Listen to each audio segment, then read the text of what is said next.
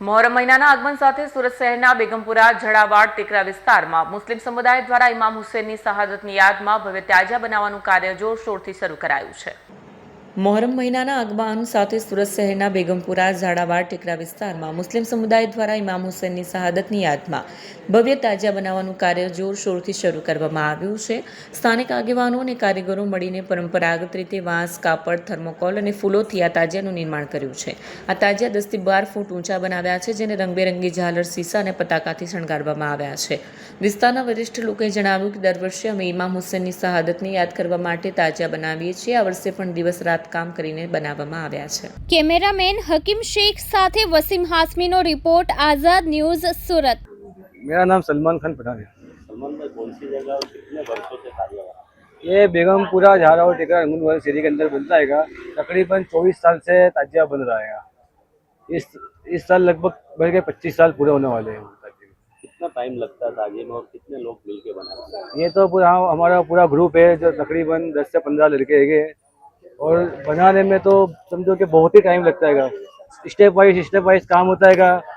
Fabrication का काम अलग होता है, फाइबर का काम अलग होता है, लाइटिंग का काम अलग होता है। वो सब ग्रुप वाइज काम करते हैं, तब जाके ने कम से कम 1 महीना जैसा लगता है ताजिया बनाने में। 2 साल से ये साल क्या यूनिक बनाया आपने? भाई इस साल हमने ने जो बनाया था उससे तो इस साल में अभी नई तलवार दी, जुल्फिकार तलवार दी है हजरत अली का, और अभी के दौर में भी बहुत चल रहा है। जो हाथ चल रहा है वो अभी यूनिक दिया है। जो कल फोल्डिंग होगा ना, जगह के कम वजह से फोल्डिंग नहीं हो रहा है, तो जो बाहर निकलेगा ना तब पता चलेगा कि ताजिए में क्या दिया है और क्या लगा है। दूसरी क्या फोल्डिंग इसके अंदर ये पूरा कप्सर बाहर जाएगा, करीबन 35 फुट ऊपर जाएगा ताजिया। 35 फुट ऊपर कप्सर जाएगा और अंदर से हजरत अली का हाथ बताएगा, जो अभी ट्रेंड में चल रहा है वो हाथ बताएगा। उसमें बताएगा जाएगा कि अल्लाह एक है, हम सब एक ही अल्लाह पे ईमान रखते हैं। મારું નામ અશફાક શેખ છે। અશફાક ભાઈ, કઈ જગ્યા છે ત્યાં શું તાજિયાની સ્થાપના છે? આ બેગમપુરા ઝારાવાડ ટેકરા છે, મોતી ટોકીસ। અને અહીંયા આ જે તાજીઓ છે એની અરાઉન્ડ સ્થાપના થઈ છે 100 વર્ષ જૂનું છે।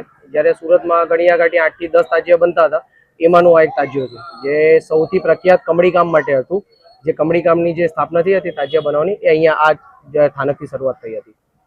કઈ રીતનું તાજિયા બનાવવાનું, કઈ કલાકારી છે આમાં કેવું છે, હવે આ વર્ષે થર્મોકોલ કામ અને ફેબ્રિકેશન કામ વાપરવામાં આવ્યું છે, જેમાં સૌપ્રથમ ફેબ્રિકેશનનું સ્ટ્રક્ચર બને છે અને એની ઉપર કલાત્મક રીતે થર્મોકોલનું કટિંગ કરીને કલાકૃતિ બનાવવામાં આવે છે। કેટલા દિવસો લાગે છે તાજિયા બનાવવા?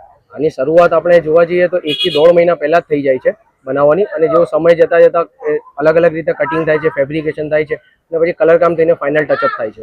લોકોને શું કહેવા માંગો છો? તાજિયા આ તાજિયા પ્રથા જે શરૂ કરવામાં આવેલી એ ઇમામ હુસૈનની જે કરબલામાં શહીદ થયા હતા તેની યાદમાં, અને આ એકતા અને સામાજિકતાનું પ્રતીક છે, જેમાં બધા જ ધર્મો આવે છે, દર્શન કરે છે, જાય છે, લાભ લે છે, એના માટેના એકતાનું પ્રતીક છે।